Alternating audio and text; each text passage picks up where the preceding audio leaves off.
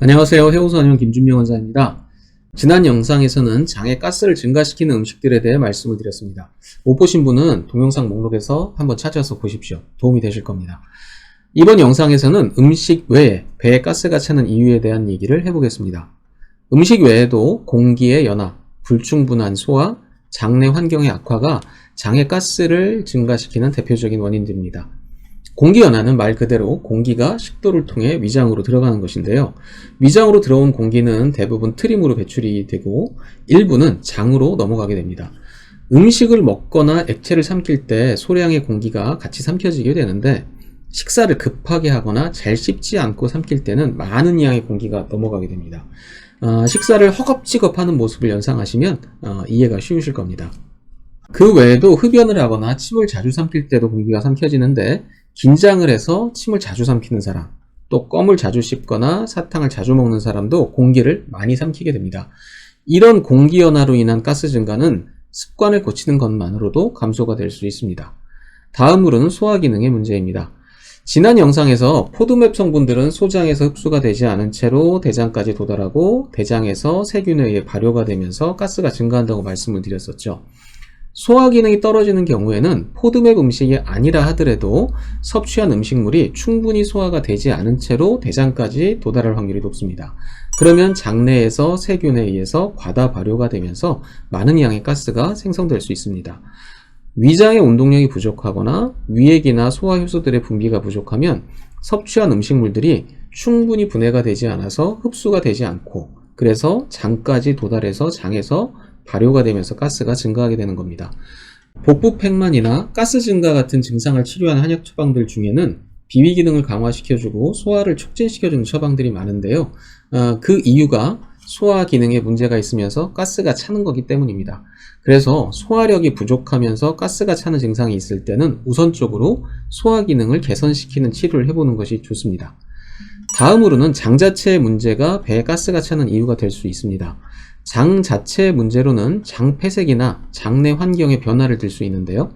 기계적인 장폐색이나 마비성 장폐색이 발생하면 음식이나 액체, 공기가 통과를 못하기 때문에 이 폐색된 부분의 위쪽으로는 팽창이 되면서 복부팽만, 복통, 구토 등의 증상이 발생할 수 있습니다.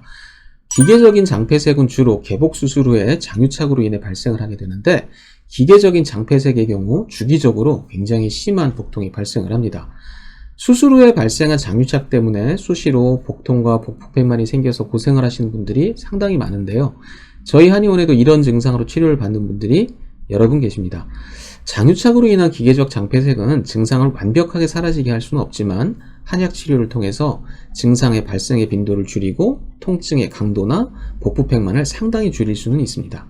장내 세균의 불균형, 또 장의 혈액순환의 문제도 배에 가스가 차는 이유가 됩니다. 과민성 대장증후군과 변비는 장내 가스를 증가시키는 대표적인 질환들인데요. 이 질환 둘 다 장내 세균의 불균형과 관련이 많은 것으로 알려져 있죠. 그래서 과민성 대장증후군이나 변비가 있는 사람들이 유산균 제품을 많이 복용하십니다. 그런데 유산균이 어떤 사람한테는 효과가 있고 또 어떤 사람한테는 전혀 효과를 못 보는 경우가 있습니다.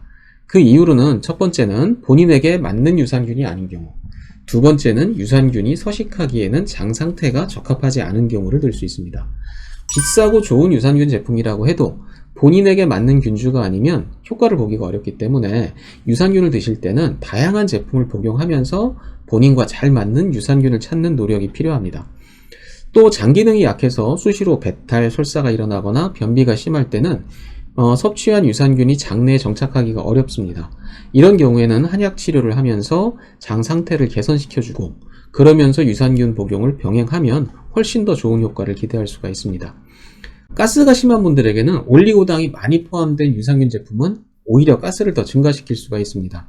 올리고당은 유산균의 먹이가 돼서 유산균 증식에 도움이 될 수가 있지만 올리고당이 장내에서 발효가 되면서 가스가 훨씬 더 많이 발생할 수 있기 때문입니다.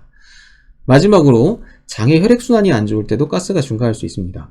장에서 발생하는 가스들의 대부분은 혈관을 통해 흡수가 돼서 소변으로 배출이 되거나 호흡을 통해서 배출이 되게 되는데 장의 혈액순환이 안 좋으면 이런 작용이 잘 이루어지지 않기 때문에 장에서 가스가 더 증가를 하게 됩니다.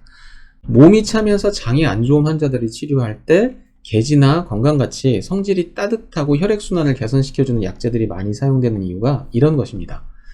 지금까지 배에 가스가 차는 이유와 치료에 대해 설명을 해드렸는데요. 조금이라도 도움이 되셨으면 좋겠습니다. 영상 시청해주셔서 감사합니다.